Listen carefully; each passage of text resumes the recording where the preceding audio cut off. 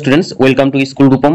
তোমাদের সপ্তম শ্রেণীর ইতিহাসের তৃতীয় পর্যায়ক্রমিক মূল্যায়নের 5 নম্বরের 3 থেকে 4টি বড় প্রশ্ন আসবে 5 নম্বরের।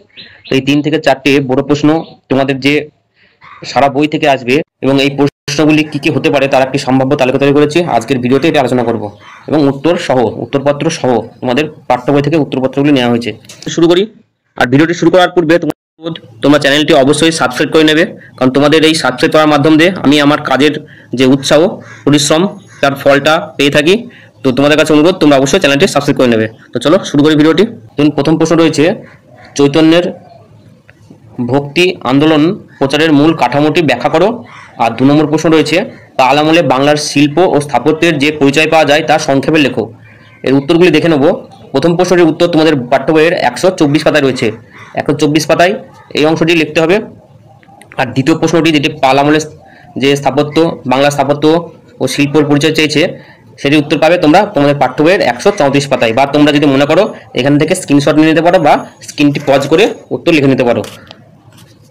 এবারে 3 নম্বর প্রশ্ন, মোগল যুগের শেষ দিকে জাগিরদারি ও মনসবদারি ব্যবস্থায় কেন সংকট তৈরি হয়েছিল? মোগল সাম্রাজ্যের উপর এই সংকটের কি প্রভাব পড়েছিল? এর উত্তরটি পাবে তোমাদের পাঠ্য বইয়ের 163 পাতায়। পরে 4 নম্বর প্রশ্ন, শেরশাহের শাসন সংস্কার ব্যাখ্যা করো। 5 নম্বর, আলাউদ্দিন খলজি কেন বাজার দর নিয়ন্ত্রণের সিদ্ধান্ত নেন এবং কিভাবে তা তিনি বাস্তবায়িত করেন? এর উত্তরটি পাবে 4 নম্বর প্রশ্নের উত্তরটি পাবে তোমাদের পাঠ্য বইয়ের যে 73 পাতা রয়েছে, সেই 73 পাতাতে শেরশাহের সংস্কার এই অংশটি লিখতে হবে। আর বাজার দর নিয়ন্ত্রণ ব্যবস্থা যেটা রয়েছে সেটি তোমরা পাঠ্য বই পাবে 59 থেকে 60 পাতাতে, আলাউদ্দিন খলজি বাজার দর নিয়ন্ত্রণ ব্যবস্থা। পরের প্রশ্ন 6 নম্বর প্রশ্ন, মধ্যযুগে বাংলার স্থাপত্য রীতির পর্যায়গুলির বৈশিষ্ট্য আলোচনা করো। এই প্রশ্নটি খুবই গুরুত্বপূর্ণ। 7 নম্বর প্রশ্ন, সম্রাট আকবরের রাজপুত নীতি সম্পর্কে আলোচনা করো। তাহলে 6 নম্বর প্রশ্নের উত্তর পাবে তোমাদের পাঠ্য বইয়ের 139 পাতাতে, যে জীবনযাত্রা ও সংস্কৃতি যে অংশটি রয়েছে সেখান থেকে। এবং যে 7 নম্বর প্রশ্ন, যেটি মোগল ও রাজপুতের সম্পর্ক, সেটি তোমরা উত্তর পাবে তোমাদের পাঠ্য বইয়ের 80 পাতাতে। 8 নম্বর প্রশ্ন, দিন ই ইলাহি কে প্রবর্তন করেন এই সম্পর্কে যা জানো লেখো।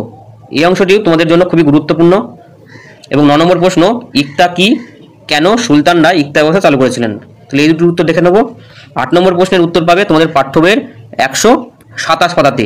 এই প্রশ্নটি আবার দিন ই ইলাহি শপথ গ্রহণ অনুষ্ঠান হিসাবেও আসতে পারে। আর ইকতা ব্যবস্থার যে উত্তর পাবে পাঠ্য বইয়ের 57 পাতাতে।